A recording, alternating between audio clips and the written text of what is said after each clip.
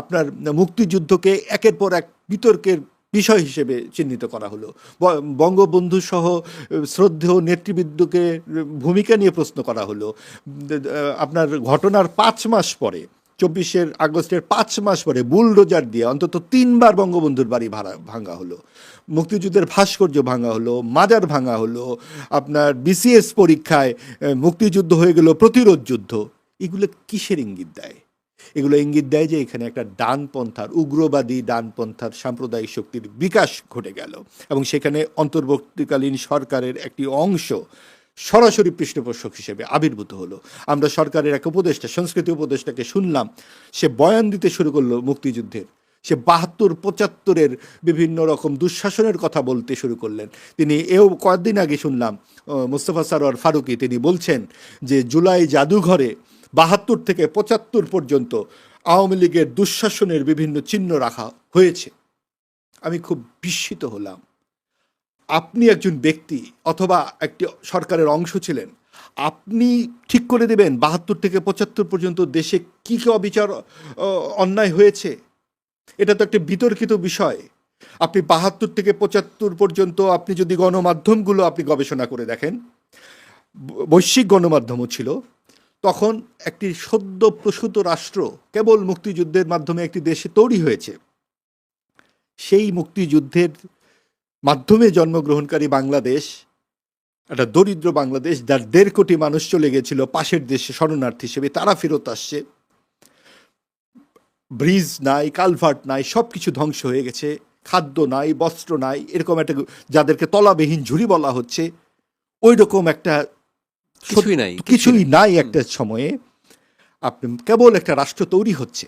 তখন আপনি বলছেন সেই দেশের যিনি প্রধান নেতা, তিনি নাকি নিজের দেশের মানুষকে গুলি ছুটে মারতে শুরু করেছেন। কেন তিনি মারবেন? তিনি যদি মারবেন তাহলে তার জীবনের ৩ ভাগের ১ ভাগ তিনি কেন জেলে ছিলেন? এবং আপনি দেখুন যে বাকশালের এত সমালোচনা করা হয়।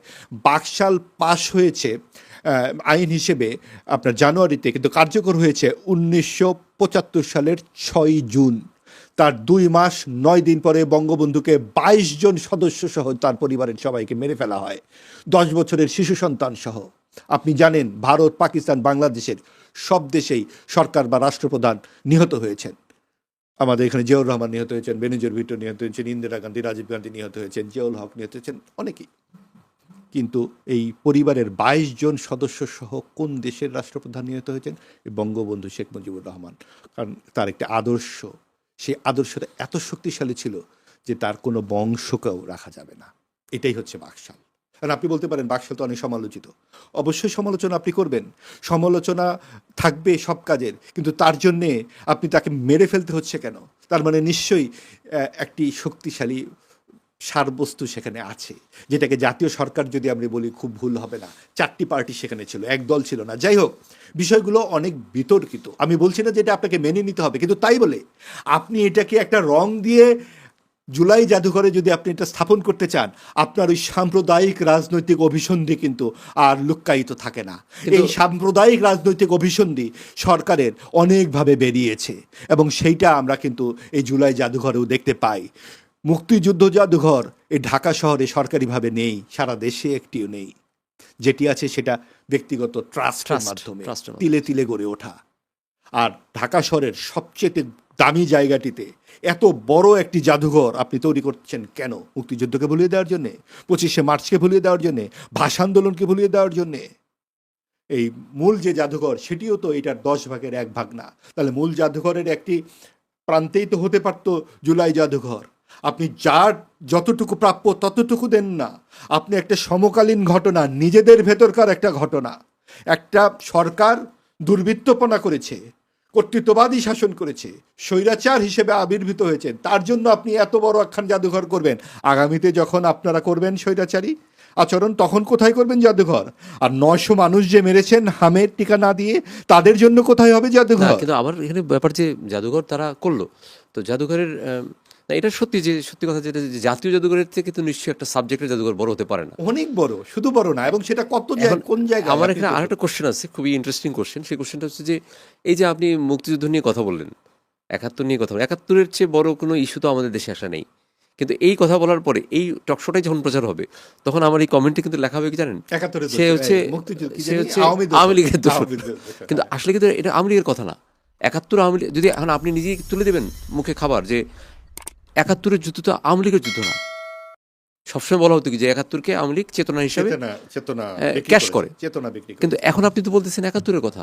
তো এটা বললেও কিন্তু অনেক লোক বলবে যে আপনি ৭১-এর মানে মানে আপনি আওয়ামী লীগের দোষর। তাহলে কি মানে ব্যাপারটা কি তাই যে ৭১-এর যুদ্ধ আওয়ামী লীগই করেছে আর কেউ করেনি? বিষয়টা কি আসলে মূল একটা অসুখ আছে, এই অসুখটার জন্যই আপনার এত বড় সমস্যা এখনো আমরা বহন করছি। অসুখটা কোন জায়গায় জানেন? আপনি ভারতের দিকে তাকান, পাকিস্তানের দিকে তাকান, পৃথিবীর যে কোনো দেশের দিকে তাকান, তাদের যে মুক্তিযুদ্ধ অথবা তাদের যে স্বাধীনতা প্রসঙ্গ এটা নিয়ে বিতর্ক নাই। এবং সেখানে কিন্তু আপনার যে প্রধান নেতা, যিনি মুক্তিযুদ্ধের প্রধান নেতা বা স্বাধীনতার প্রধান নেতা, তাকে শ্রদ্ধার আসন থেকে সরিয়ে ফেলা হয় না। আমাদের এখানে এটা হলো কেন? কারণ ওই যে একটি শক্তি সে শুরু থেকে মুক্তিযুদ্ধের বিরোধিতা করেছে। কেন তাকে বিরোধিতা করতে হলো? বিরোধিতা করতে হলো ধর্মের দোহাই দিয়ে। পাকিস্তান একটা ধর্মভিত্তিক রাষ্ট্র, যেটাকে আমাদের একজন গুরুত্বপূর্ণ লেখক এভাবে লিখেছেন যে পাকিস্তানের ভূত দর্শন, জন্ম মৃত্যু, অর্থাৎ পাকিস্তানের ভেতরে যে ধর্মীয় ভূতটা ছিল, যে ভূতে আপনার ৪৭ সালে ভারত পাকিস্তান আলাদা হয়ে গেল। ৪৭-এর কথা কিন্তু মোস্তফা সরোয়ার ফারুকীরা খুব বলেন, ৪০-এর কথা বলেন না। কেন জানেন? কারণ লাহোর প্রস্তাবের কথা তখন তুলতে হয়। লাহোর প্রস্তাবে আছে কি? আছে লাহোর প্রস্তাবে যে দেশভাগ হবে এবং যেই অঞ্চলে যেই ধর্ম প্রধান তারা প্রত্যেকে স্বাধীন হবে। আমি ব্রেকের আগে লাস্ট একটা কোশ্চেন একটু করবো আপনাকে। এটা তো আমি মানলাম যে আপনি বলেছিলেন যে ওই জুলাইতে আওয়ামী লীগ গভর্নমেন্টের কাছ থেকে যে নিশ্চয়ই আওয়ামী লীগ গভর্নমেন্টের ফল্ট ছিল যে এই যে তাদের ছোড়া গুলিতে তো মারা গেছে। জাতিসংঘের রিপোর্টে বলা হয়েছে একরকম যে ১৪০০ মানুষ মারা গেছে, আবার ইউনুস গভর্নমেন্টের বলা হয়েছে ৮০০ মানুষ মারা গেছে। তো এই যে তাহলে মৃত্যু তো হয়েছে, তো মৃত্যুর ক্ষেত্রে তো একটা দায় তো তাদেরকে থাকবেই, আওয়ামী লীগের তো একটা দায় আছেই। যে এই একটা মৃত্যু তো আসলে মানে ঠিক না, বা যদি ৫টা মানুষ মারা যায়, তো এই ব্যাপারে কি তাদের কোনো রকম মানে ক্ষমা চাওয়া উচিত না, বা তাদের আত্মপক্ষ সমর্থনের জন্য কিছু বলা উচিত না যে আসলে এই ব্যাপারটা হয়েছে? জাদুঘরের কথা যদি বলি, যে ২টা মানুষ মারা গেলেও কিন্তু একটা জাদুঘর করা যায়। সাইজ নিয়ে আমার কোনো কথা নেই যে কত বড় হবে বা কত ছোট হবে, কিন্তু জিনিসটা তো একটা অন্যায় ছিল। এটার ব্যাপারে আপনি কি বলেন? আচ্ছা, তাহলে আমি একটু ওই লাহোর প্রস্তাবটা না বললে না, এই জায়গায় আসতে পারবো না। লাহোর প্রস্তাবটা আপনি আমার ব্রেকের পরে এটা বলবো। হ্যাঁ, লাহোর প্রস্তাবে যেই জায়গাটাতে ছিল যে স্বাধীন দেশ হবে প্রত্যেক সংখ্যাগরিষ্ঠ ধর্মীয় পরিচয় হিসেবে, সেটা কিন্তু পশ্চিম পাকিস্তান এবং পূর্ব পাকিস্তানের ক্ষেত্রে হলো না। পশ্চিম পাকিস্তান পূর্ব পাকিস্তানকে উপনিবেশ বানিয়ে দিল। এবং এই যে ২৩ বছর এই যে একটা জার্নি চললো পাকিস্তানের, সেখানে একটা ধর্মীয় উপনিবেশ হিসেবে পূর্ব পাকিস্তানকে তারা ব্যবহার করলো। আমাদের এখানকার অর্থবিত্ত নিয়ে তারা ৪টি নগর তৈরি করেছে ওখানে। আমাদের এখানকার সমস্ত কিছু, আমরা এখানে বেশি মানুষ জনসংখ্যার দিক থেকে, এবং নির্বাচন দিলে আমরা জিতে যাব দেখে ৭০ সাল পর্যন্ত তারা নির্বাচন দেয়নি, এবং ২৩ বছর নির্বাচন তারা আটকে রেখেছে। যখন নির্বাচন দিয়েছে তখনই আমরা জিতে গেছি, এবং তখন তারা আমাদেরকে এই ক্ষমতাও দিতে চায়নি। এবং এই রকম পরিস্থিতিতেও কিছু যারা ধর্মীয় কুপমণ্ডুক, তারা কিন্তু এই ইসলামের নামে বা একটা বিশেষ ধর্মের নামে পাকিস্তানকে একাট্টা হিসেবে রাখতে চেয়েছে। এবং তারা মনে করেছে যে পাকিস্তানের বিরুদ্ধে যাওয়া মানে ভারতের অঙ্গরাজ্য হয়ে যাওয়া, এবং তারা মনে করেছে আমাদের ধর্ম চলে যাচ্ছে। কিন্তু এই জায়গা থেকেই মুক্তিযুদ্ধের যে সার বস্তুতাতে চলে আসছে যে আমরা আসলে ধর্মনিরপেক্ষ একটি বাংলাদেশ তৈরির জন্য পুরো ৬০ দশক আন্দোলন করেছি। ৫২-এর ভাষা আন্দোলন একটি ধর্মভিত্তিক রাষ্ট্রের দিকে আমাদের নিয়ে গেছে, এবং বাংলাদেশ হয়েছে একমাত্র রাষ্ট্র যে ভারতের মতো হিন্দুত্ববাদী রাষ্ট্র নয়, পাকিস্তানের মতো মুসলিম রাষ্ট্র নয়, বাংলাদেশ হয়েছে একটি ধর্মনিরপেক্ষ অসাম্প্রদায়িক রাষ্ট্র। এই সত্যটা অনেকে মানতে পারেনি বলেই ১৯৭৫ সালের ১৫ই আগস্টে বঙ্গবন্ধুর সপরিবারে মৃত্যুর আগ পর্যন্ত মধ্যপ্রাচ্যের আমাদের এই ইসলামিক বন্ধু রাষ্ট্রগুলো একটিও বাংলাদেশকে স্বীকৃতি দেয়নি, কিন্তু ৭৫-এর ১৫ই আগস্টের আগ পর্যন্ত। কাজে বোঝা যায় বাংলাদেশ কতখানি শক্তিশালী রাষ্ট্র হিসেবে আবির্ভূত হলো, যে একটি অসাম্প্রদায়িক রাষ্ট্র, যে প্রত্যেকটা ধর্মের সমান সুযোগ থাকবে, সমান মর্যাদা থাকবে। এটা একটা অনেক বড় প্রাপ্তি একটি দেশের। এই যে প্রশ্ন বলছিলাম যে আওয়ামী লীগ অনুতপ্ত ক্ষমা প্রার্থনা করবে কিনা, বা যে যদি দুজন লোকও মারা যায়। কারণ আমি কিন্তু আপনাকে প্রশ্নটা করার এটাই মানে যে আজকে যদি ধরেন আমি প্রায় টকশোতেই দেখি, যখন প্রশ্ন করা হয় যে ৭১-এ ৩০ লক্ষ লোকের 30 লক্ষ মানুষের শহীদের ব্যাপার নিয়ে যখন কথা বলা হয়, তখন দেখা যায় যে কেউ কেউ বলে যে না 30 লক্ষ না 3 লক্ষ, তার মানে কি 3 লক্ষটা কোনো ব্যাপার না, বা 3 লক্ষ হলে এটা খুব ইজি, 3 লক্ষ লোক মারা যাওয়াটা কোনো ব্যাপার না। তেমনি যদি 1400 লোক না মারা গিয়ে যদি 140 জনও মারা যায় বা 800 জনও মারা যায়, সেটা তো সংখ্যা। তা তো বটেই। তো এই ব্যাপারে আপনার কি মনে হয়? দেখুন, আমাদের যে রাজনৈতিক সংস্কৃতির যে সবচেয়ে বড় বিপর্যয় কিন্তু এইটাই, যে যে যখন চেয়ারে বসে বা যে যার অবস্থানে থাকে সে নিজের দিকে তাকায় না। আপনি দেখুন যে গত 54 বছরে কার হাতে রাজনৈতিক হত্যাকাণ্ড নাই, কার হাতে রক্ত নাই। আপনি 71-এর মুক্তিযুদ্ধের কথাই ধরুন, পুরো জাতির বিরুদ্ধে দাঁড়িয়ে গেছে একটি দল, জামায়াতে ইসলামী, সে এখন প্রধান বিরোধী দলের আসরে। এখন তারা কি সেই ঘটনার জন্য ক্ষমা চেয়েছে, অথবা ক্ষমা চাইলেই কি এটা যথেষ্ট কিনা, এটা নিয়ে একটা বিতর্ক হতে পারে। কিন্তু তার মানে এখন বলবে দেখেন আওয়ামী লীগের দোসর চলে গেছে 71 সালে, 24-এর আন্দোলনে নাই। অবশ্যই আন্দোলনে আছি। আওয়ামী লীগ যেই ঘটনা ঘটিয়েছে সেটা তার নেতৃত্বের ব্যাপার, এবং তার ব্যাপারে বাংলাদেশের জনগণই 24-এর আন্দোলনটা কি তাহলে আপনি বলতে চান যেটা জামাতের আন্দোলন ছিল? না, অবশ্যই না। জামাত কোথার থেকে? তাহলে বেনিফিশিয়ারি তো তারাই। সেটা তো তারা আত্মসাৎ করেছে। বেনিফিশিয়ারি হওয়া উচিত ছিল সকল মানুষের, কিন্তু তারা হঠাৎ করে নিয়েছে একটা, যেটা অন্তর্বর্তীকালীন, আমি শুরুতে বললাম তো যে অন্তর্বর্তীকালীন সরকারের পৃষ্ঠপোষকতায় উগ্রবাদী একটা অংশ এখানে দাপট দেখিয়েছে। কিন্তু সেটাও তো আপনার নির্বাচনের মাধ্যমে অনেকটা ঠেকিয়ে দেওয়া গেছে। কিন্তু যে জায়গাটিতে ছিলাম, 24-এর গণ অভ্যুত্থান যে হলো, আমার কথা হচ্ছে আমি আর আপনি মিলে ঠিক করে দিতে পারি না যে ভাই তুমি খুনি, চলে যাও। এটা আপনাকে আইন আদালতের মাধ্যমে প্রমাণ করে সেটা করতে হবে। এখন আপনি বলতে পারেন আইন আদালতের মাধ্যমে না হওয়া পর্যন্ত কী হবে? না হওয়া পর্যন্ত যেটা আইনে বলে সেটাই হবে। কিন্তু আপনি একটা দলকে নির্বাহী আদেশে নিষিদ্ধ করে দেবেন। আপনি 9 মাস ধরে 30টি দলের রাজনৈতিক সংলাপ করলেন, এবং সেই সংলাপে আপনি আওয়ামী লীগ সর্বশেষ গ্রাহ্য নির্বাচনে 40% ভোট পেয়েছে, আওয়ামী লীগ এবং বিএনপি, এবং এই প্রধান একটি দলকে যখন আপনি অনুপস্থিত ঘোষণা করে দিচ্ছেন, তখন তো নির্বাচন হয়ে যাচ্ছে আমরাও মামুদের মতো, যেটা আওয়ামী লীগ ও জাতীয় পার্টি করেছিল। এটা তো 24-এর গণ অভ্যুত্থানের প্রত্যয় হলো না। আপনি আমাদের দেশের মানুষদেরকে লাল কার্ড দেবার একটা সুযোগ দিতেন। আওয়ামী লীগ যেই অত্যাচারটা করেছে লাল কার্ড দিয়ে দিত, অথবা যারা অত্যাচার করেনি মানুষ তো সেই নিরীক্ষাটা করেই ভোট দিত, তাদেরকে তারা রাখতো। কিন্তু আপনি কেন একেবারেই কাউকে আপনি দাঁড়াতে দেবেন না? আপনি কি 4 থেকে 5 কোটি মানুষকে আপনি দেশ থেকে বের করে দিতে চান? এবং এই যে অন্তর্ভুক্তিমূলক সমাজের যে আকাঙ্ক্ষা আমরা বলছি, যেটা ট্রুথ অ্যান্ড রিকনসিলিয়েশন কমিশনের কথা আমরা বলছি, এই পূর্ণ সমঝোতা ছাড়া একটা দেশে আমরা কি করে পরস্পরের দিকে আমরা একসঙ্গে থাকতে পারবো? আপনি কখনো আওয়ামী লীগ থাকলে বিএনপিকে সমাজ থেকে বের করে দিতে যাবেন, আপনি বিএনপি থাকলে আওয়ামী লীগকে সমাজ থেকে বের করে দিতে যাবেন। আমার মনে হয় যে আওয়ামী লীগ যে কাজটা করতো, যে তারা ইলেকশন করেছে, ইলেকশনের সময় তারা কি করলো, তারাই দাঁড়াবে, তারাই নির্বাচিত হবে। এইবার কি তার চেয়ে খুব বেশি ব্যতিক্রম কিছু হয়েছে? না, এবারের ক্ষেত্রে আওয়ামী লীগ ছিল না, অবশ্য এরাও ছিল না, মানে 14 দল ছিল না, কমিউনিস্ট পার্টি ছিল কিন্তু 14 দল ছিল না। জাতীয় পার্টিকে আপনি সংলাপে অংশগ্রহণ করতে দিল না, কিন্তু আবার ইলেকশনে অংশগ্রহণ করতে দিল। তারা ক্যাম্পিং করতে পারেনি কোনোভাবে, এবং তারা কিন্তু সংলাপে ছিল না 30টি রাজনৈতিক দলের। অর্থাৎ আপনি যা খুশি তাই হয়েছে। এই যা খুশি তাইয়ের জায়গা থেকে আমাদের বেরিয়ে আসতে হবে। আমাদেরকে যারা খুন করেছে, যাদের নামে ফৌজদারি আপনার অপরাধের ব্যাপার আছে, তাদেরকে আপনার শাস্তি আনতে হবে। এবং আওয়ামী লীগ যদি এখন একটা কথা বলে কি, অনেকে আপনার জামাতে ইসলামী ওরিয়েন্টেশন যাদের, তারা বলে গুনা খাতা আওয়ামী লীগের, যেটা গুনা খাতা সেইটার হিসাব নিকাশ করে রাজনীতিতে আসতে হবে। আচ্ছা, গুনা খাতা কি শুধু আওয়ামী লীগের আছে, অন্য কোনো দলের নাই? না, কিন্তু আমার এখানে একটা কোশ্চেন আছে যে ধরেন আওয়ামী লীগ ফেরত আসলো, ফেরত আসলে কি জনগণ তাকে ভোট দিবে? জনগণ ভোট দিবে না। জনগণ যাকে ভোট দিবে তারা থাকবে। আওয়ামী লীগ মুসলিম লীগ হয়ে যাবে। আপনারা তো মায়া কান্না কেন আওয়ামী লীগের জন্য? আমরা তো চাচ্ছি যে সকলকে আপনি একটা প্ল্যাটফর্মে আসুক, একই পাটাতনে থাকুক, মানুষ যাকে ভোট দিবে সে। আমি কোশ্চেনটা কেন যে মানে অনেকেরই কোশ্চেন যে আপনারা বলছেন, যারা আপনারা সিনিয়র সাংবাদিকরা বলছেন যে আওয়ামী লীগের মানে আপনারা না, আসলে অনেকেই বলছে যে যদি গণতন্ত্র থাকে, গণতন্ত্র যদি হয়, গণতন্ত্র হলে আসলে যারা অপরাধী তাদের বিচার হবে, কিন্তু যারা অপরাধী না তাদের ক্ষেত্রে ভিন্ন ব্যাপার। এবং আরেকটা চিন্তা করুন, ওই যে লাল কার্ড তো তাদের দিলে তারা তো এমনি বিদায় হয়ে যেত। এখন লাল কার্ড যদি না দেয়, এবং আপনি দেখুন যতদিন না যাবে, তার মানে লাল কার্ড না দিলে সমাজে তাদের উচ্চারণ থাকবে, তাদের অংশভাগ থাকবে। সেটা তো আপনি জোর করে নিশ্চয়ই, জোর তো আমরা করছি না। যারা ভোট পাবে, যত পার্সেন্ট ভোট পাবে তত পার্সেন্টই আসবে। আপনি দেখুন একটা কথা, যে আপনি যত দিন যাবে সবসময় কিন্তু নিপীড়িতদের প্রতি মানুষের এক ধরনের অনুরাগ থাকে।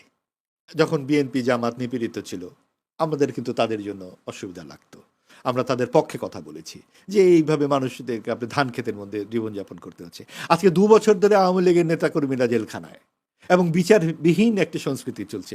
এইভাবে চলবে, আপনি কতদিন চালাবেন? এবং এটা বলা হচ্ছে যে আমরা ফ্যাসিস্টের পক্ষে মত উৎপাদন করছি, আমাদেরকে টেলিভিশন থেকে ব্ল্যাকলিস্ট করে দিতে হবে। এবং এই ব্ল্যাকলিস্ট করার কথা কিন্তু আওয়ামী লীগের আমলেও করা হতো। নুরুল কবির সাহেবকে ব্ল্যাকলিস্ট করা হয়েছিল, 10 বছর তিনি কথা বলতে পারেননি টেলিভিশনে।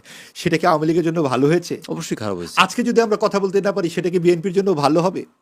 কথা কিন্তু মানুষ বলবেই, কথা তো বলার অনেক মিডিয়া আছে এবং হয়তো আপনি কাউকে থামিয়ে দিতে পারবেন, কিন্তু সেইটা কিন্তু প্রকারান্তরে শেষ পর্যন্ত আপনার যে 24-এর গণ অভ্যুত্থানের যে মূল আকাঙ্ক্ষা অন্তর্ভুক্তিমূলক সমাজ, সেটা প্রতিষ্ঠিত হলো না। যেই অশালীন শব্দগুলো এখানে উচ্চারিত হয়েছে মঞ্চে, আপনি তো তাদের কাউকে জাতীয় কবির কবরস্থানে শায়িত করেছেন। মানে হাদির কথা বলছেন? অবশ্যই। তার কি গুরুত্ব, তাকে কোন জায়গায় স্থাপন করা হয়েছিল সেটাও তো রাষ্ট্রীয়ভাবে করা হয়েছিল অন্তর্বর্তীকালীন সরকারের সময়। যখন এত অশালীন শব্দ রাজনীতিতে আপনি রাষ্ট্রীয়ভাবে স্বীকৃতি দেবেন, সেটার কিছু অভিঘাত আসবে না সমাজে? সেটাই এসেছে। এবং সেটা যখন আমরা ধীরে ধীরে উপেক্ষা করব, ধীরে ধীরে আমরা সুযুক্তি কুযুক্তিকে পরাজিত করতে পারবে, তখনই সমাজে এক ধরনের স্থিরতা চলে আসবে। মুখ চেপে ধরা কোনো চিকিৎসা হতে পারে না। আপনি পাটোয়ারি সাহেব কথা বলছেন, তাকে কথা বলতে দিন। এবং তার কথাতে সারগর্ভ নেই, তার কথা যে যুক্তিহীন, সেটা তো তিনি নিজেই বুঝতে পারবেন।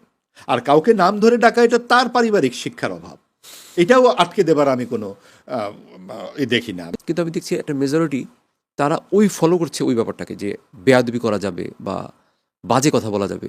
তো এটা কি মানে এটা অনেকটা গণতান্ত্রিক শিক্ষার মতো হয়ে গেল না? যে না, এটা আসলে আমি বারবার যে কথাটি বলি, আমরা যখন ধরেন সমাজে কিছু আমাদের মনুমেন্ট থাকে, কিছু দৃষ্টিভঙ্গি থাকে, কিছু মূল্যবোধ থাকে, এই মূল্যবোধগুলো যখন আমরা ভেঙে ফেলি, এটা অন্তর্বর্তীকালীন সরকারের সময় ঘটেছে। আমরা মুক্তিযুদ্ধের ভাস্কর্য ভেঙেছি, 32 নাম্বার ভেঙেছি, মুক্তিযুদ্ধের যে সমস্ত আমাদের মূল স্তম্ভ সেগুলো নিয়ে অহর্নিশ তর্ক করেছি, ধর্মনিরপেক্ষতাকে আমরা ছুঁড়ে ফেলেছি, আমরা প্রয়াত পীরকে কবর থেকে উঠিয়ে পুড়িয়ে মেরেছি। এক ভদ্রলোক, তাকে আমরা কি মোফাজ্জল নাকি নাম যেন, তাকে ভাত খাইয়ে ঢাকা বিশ্ববিদ্যালয়ে মারা হয়েছে। আপনার বিভৎসতার চূড়ান্ত উৎসবে পরিণত হয়েছিল দেশ। মব সন্ত্রাস যত্রতত্র, ওই সরকারের মূল প্রবণতাই ছিল আইনের শাসন না মানা। আপনার কথায় কথায় যমুনা ঘেরাও করা, সচিবালয়ে চলে যাওয়া, এটা মানি না ওটা মানি না, মুক্তিযোদ্ধাদের গলায় জুতার মালা দেওয়া, আপনার বিচারকদের আপনার ইয়েতে গালে জুতা মারা, এগুলো তো ঘটেছে আমাদের চোখের সামনে। এগুলো কি আগে কখনো দেখেছেন? এই মব কালচার নিয়ে একটা কথা বলতে চাই, যে মব কালচার কি আমাদের দেশে আগে ছিল নাকি? এটা প্রশ্নই ওঠে না। কোথায় দেখেছেন আপনি? কখন দেখেছেন আপনি জুতার মালা এইভাবে সিনিয়রদেরকে, আপনার শিক্ষকদেরকে কিভাবে কি করা হয়েছে? এখনও কিন্তু শিক্ষকদের আওয়ামী দোসর বলে ঢাকা বিশ্ববিদ্যালয়ের সাদেকা হালিম সহ কয়েকজনকে আপনার নিষেধাজ্ঞা আরোপ করা হচ্ছে। এটা কোনো কথা? কি কন্টিনিউটি হয়ে যাবে না? দেখা যাবে যে এখন যদি এটা হয় তারপরে আবার আরেক দল এসে তাই করবে। এটা কি 24-এর গণ অভ্যুত্থানের আকাঙ্ক্ষা হলো?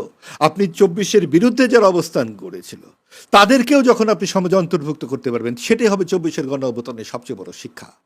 আপনাকে কোথাও না কোথাও তো থামতে হবে, কোথাও না কোথাও তো আপনি কারো চোখের দিকে তাকিয়ে কথা বলতে হবে। মানে এই যে কয়েকদিন আগে মোস্তফা সরোয়ার ফারুকী একটা কথা বললো যে আসলে মব বলে কোনো কিছু হয়নি, হয়েছে সব 72 থেকে 75-এ মব হয়েছে। না, উনি যে কথা বলেছে এটা না, উনি যেটা বলেছে যে জুলাইকে প্রশ্নবিদ্ধ করার জন্য মব শব্দ আমদানি করা হয়েছে।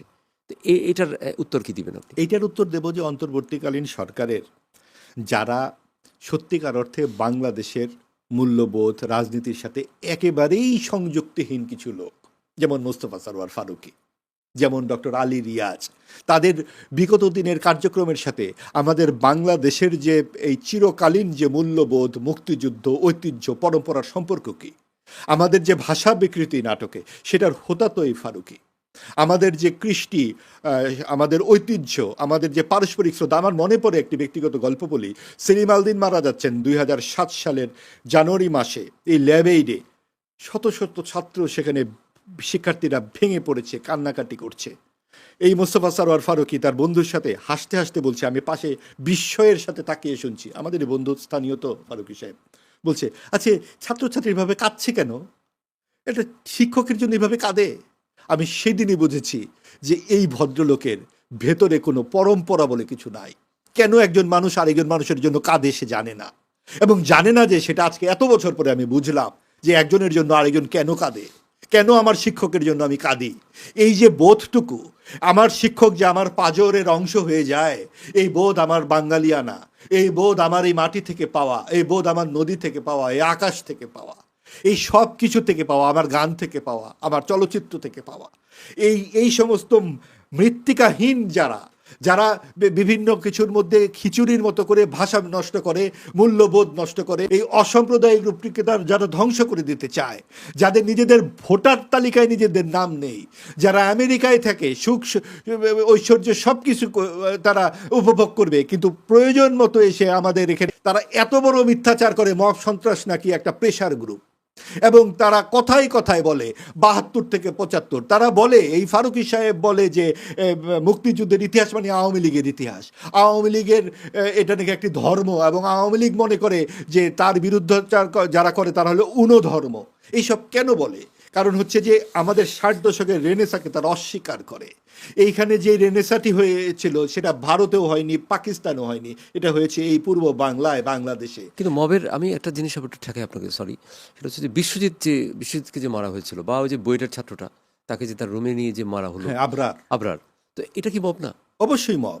সেই মবটা মব তো ছিল, আগেও ছিল। তাহলে সেইগুলো তো ধরেন আমাদের এখানে তো অবশ্যই মব কিছু কিছু তো ছিলই, এবং সেইটার তো বিচারও হয়েছে। আবরার হত্যাকাণ্ড কি বিচারহীন অবস্থায় আছে? ১৯ জন ছাত্রলীগের কর্মীকে ফাঁসির আদেশ দেওয়া হয়েছে, বিশ্বজিতের ৬ জনকে ফাঁসি আছে, এই আওয়ামী লীগের আমলে হয়েছে। কিন্তু মব সন্ত্রাসের একটি বিচারকে অন্তর্বর্তীকালীন সরকার করেছে নাকি বলেছে এটা প্রেশার গ্রুপ? এইখানেই তো পার্থক্য, যেটা সরকারিভাবে পৃষ্ঠপোষকতা দেওয়া হয়েছে। এই পৃষ্ঠপোষকতা গত ৫০ বছরে কখনো দেওয়া হয়নি, কোনো সরকারের আমলে দেওয়া হয়নি। যেই অন্তর্বর্তীকালীন সরকারের সময়ে আপনি বলতে পারেন সরকারের পুলিশ ছিল না, সরকারের রাজনৈতিক দল ছিল না, তাহলে গোপালগঞ্জে ৫ জনকে মেরে কিভাবে ঠান্ডা করা হলো? তখন ৫ জনকে যে যখন নিহত হলো তখন কিন্তু গোপালগঞ্জ ঠান্ডা করে ফেললো সরকার। তার মানে সরকার চাইলে পারত, কিন্তু সরকার চায় নাই বলে ৩ বার বুলডোজার দিয়ে ৩২ নম্বর ভেঙেছে। সরকারের হাত অনেক শক্ত। সরকার কেন চাইল না? বরং তৎকালীন সরকার প্রধান ইউনূস সাহেব বলেছেন ৩২ নম্বর কেন ভাঙছে তা তার মেয়েকে গিয়ে জিজ্ঞেস করুন। এটাই তো সবচেয়ে বড় মব সন্ত্রাসের মতো কথা। কেন মেয়ের অপরাধে পিতার শাস্তি হবে, এবং সেটা কি কোনো একটা ব্যক্তির পৈতৃক সম্পত্তি ছিল? এইটা আমাদের জাতির একটি অন্যতম সূতিকাগার। এখানে আমাদের স্মৃতি পরম্পরা, আমরা আমাদের পিতামহের বৃক্ষ কাটতে দিই না, কারণ এর তল দিয়ে গিয়েছে আমার পূর্বজদের শৈশব পরম্পরা। সেই বৃক্ষ গাছ যখন আমরা কাটি না, আর আপনি আমার জাতির স্মৃতিকে একের পর এক বুলডোজার দিয়ে উপড়ে ফেলবেন। আমরা কি একটা স্মৃতিচিহ্ন ছাড়া একটা জাতি? আমাদের কি কোনো অহংকার নাই? আমাদের কি কোনো রক্তাক্ত অতীত নাই? আমাদের কি কোনো ভবিষ্যতের দিকে তাকিয়ে থাকবার মতো কোনো দৃষ্টান্ত থাকবে না? আমরা কি সব একেবারে উন্মূল উদ্বাস্ত হব আপনাদের মতো? আপনারা যেমন সুযোগ পেলে স্ত্রী কন্যাকে বিদেশে পাড়ি জমিয়ে দেন, আমরা তো এই ভূখণ্ড ছেড়ে কোথাও যেতে চাই না। আমাদেরকেও কি আপনারা সেখান থেকে উৎখাত করতে চান নাকি? এবং যারা উৎখাত হতে চান তারা উৎখাত হয়ে যান, কিন্তু আমরা এখানে প্রজন্ম পরম্পরায় আছি, এবং আমরা এখানে একটা অসাম্প্রদায়িক বাংলাদেশে থাকবো। সেটাই আমাদের মুক্তিযুদ্ধের শিক্ষা, এবং সেটাই আমাদের ২৪-এর শিক্ষা বলেই নাহিদ ইসলামের কণ্ঠে ছিল বঙ্গবন্ধুর বাংলায় বৈষম্যের ঠাঁই নাই। নাহিদরা কি আজকাল বঙ্গবন্ধুকে আর বঙ্গবন্ধু বলে স্বীকার করেন? তারা তো তার নাম ধরে ডাকেন।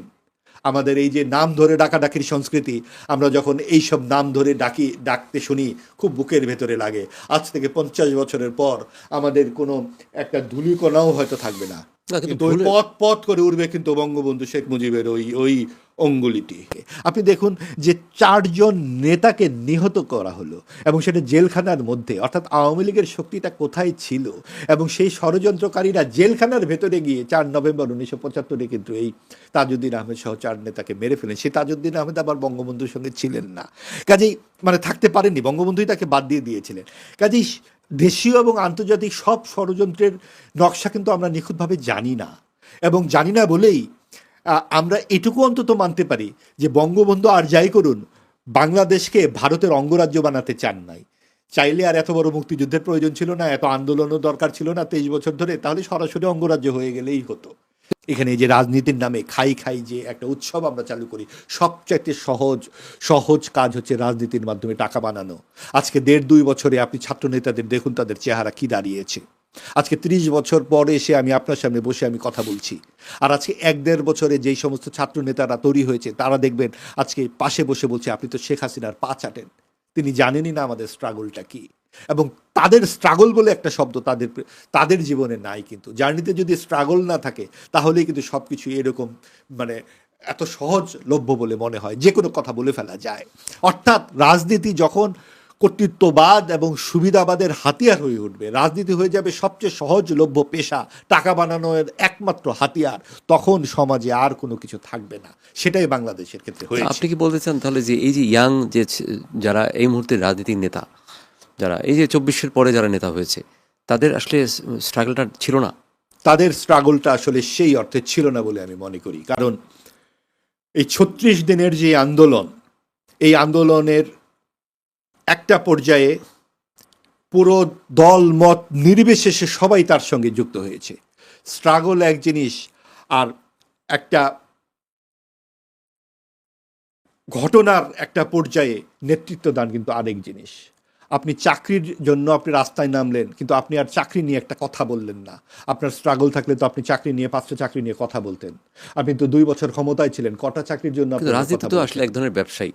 সেইটাই তো বলছি, এক ধরনের না, রাজনীতি আসলে ব্যবসা।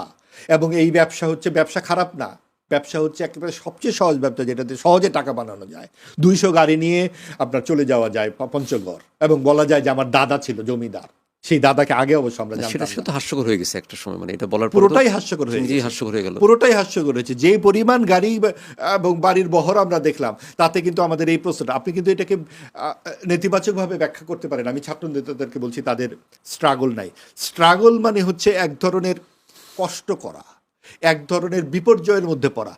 এই যে ছাত্র রাজনীতির যে অভিজ্ঞতা, আপনার জুলাই গণ অভ্যুত্থান, এটা পুরো জাতি অংশগ্রহণ করেছে, সেখানে তারা অবশ্যই একটা পার্ট ছিল, কিন্তু তার বিনিময়ে তারা রাষ্ট্রের ক্ষমতার অংশীভাগ হয়ে যাচ্ছে, রাজনৈতিক দল করে ফেলছে, এবং সেখানে 200 গাড়ি নিয়ে নেমে যাচ্ছে। তখন আমি তাদের স্ট্রাগল খুঁজে পাই না। তাহলে তো মুক্তিযুদ্ধরাও তো দেশের ক্ষমতায় বসে যেতে পারতো, ভাষা আন্দোলন যারা করেছিল তারাও তো বসে যেতে পারতো, 69-এ বসে যেতে পারতো, আপনি 90-তে বসে যেতে পারতো। গণ অভ্যুত্থান কি এইবারই প্রথম হয়েছে?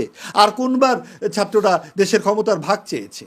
কাজে এই জায়গাটাতেই ভুল হয়ে গেছে। এবং অন্তর্বর্তীকালীন সরকারের যে প্রধান ছিলেন, তিনি কিন্তু একবারও ছাত্রদেরকে বলেননি যে তোমরা বাবারা টেবিলে পড়তে বসো, নিজেদেরকে তৈরি করো, প্রশ্ন করতে শেখো।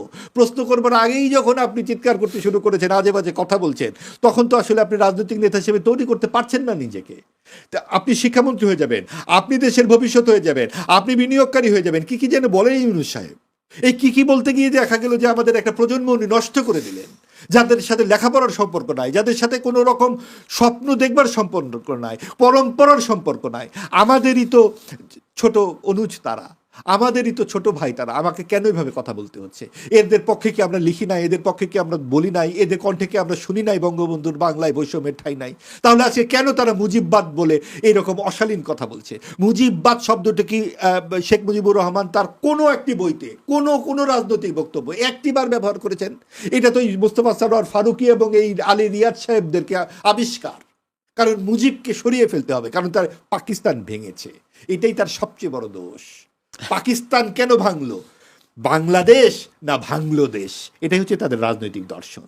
কিন্তু পাকিস্তানের বর্তমান যে পরিস্থিতি, পাকিস্তান এখন যে অবস্থায় আছে, তারা তো খুব মানে কি বলবো, মানে তাদের যে অর্থনৈতিক অবস্থা, তাদের যে সবকিছু যদি আপনি দেখেন, তাদের টাকার মূল্যমান সব তো আমাদের চেয়ে অনেক পিছনে এখন। এটাই তো আলী রিয়াজ সাহেব এবং মোস্তফা সরোয়ার ফারুকী সাহেবরা বোঝেন না।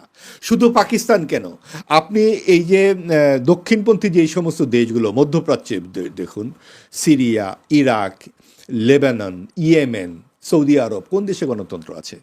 এই পেয়ারের পাকিস্তান, তাদের যে প্রিয় সঙ্গীত পাকসার জমিন সাদবাদ, গত 70 বছরে কোনো সরকার 5 বছরের মেয়াদ পূর্ণ করতে পারে নাই। টাকার মান নাই, নারী শিক্ষা নাই, সেখানে কোনো গণতন্ত্র নাই, সুশাসন নাই। কিন্তু তাদের যে জিহাদি স্থানের দিকে আমাদেরকে রওনা হতে হয়েছে, তাদের সাথে এখন আপনি বলতে পারেন ভারতের সাথে ভালো সম্পর্ক থাকবে, পাকিস্তানের সাথে থাকবে না কেন? ভারতের সাথেও যেমন সম্পর্ক থাকবে, আমাদের পাকিস্তানের সাথে ঠিক একই রকম সম্পর্ক থাকবে। আমরা চোখে চোখ রাখে কথা বলবো, পাশাপাশি কথা বলতে হবে। যেহেতু প্রতিবেশী ভারত, তার সাথে আমাদের অনেক দ্বিপাক্ষিক সমস্যার সম্ভাবনা আছে। সেই জন্য তাদের সাথে আমরা সারাক্ষণ যুদ্ধ করতে থাকবো নাকি?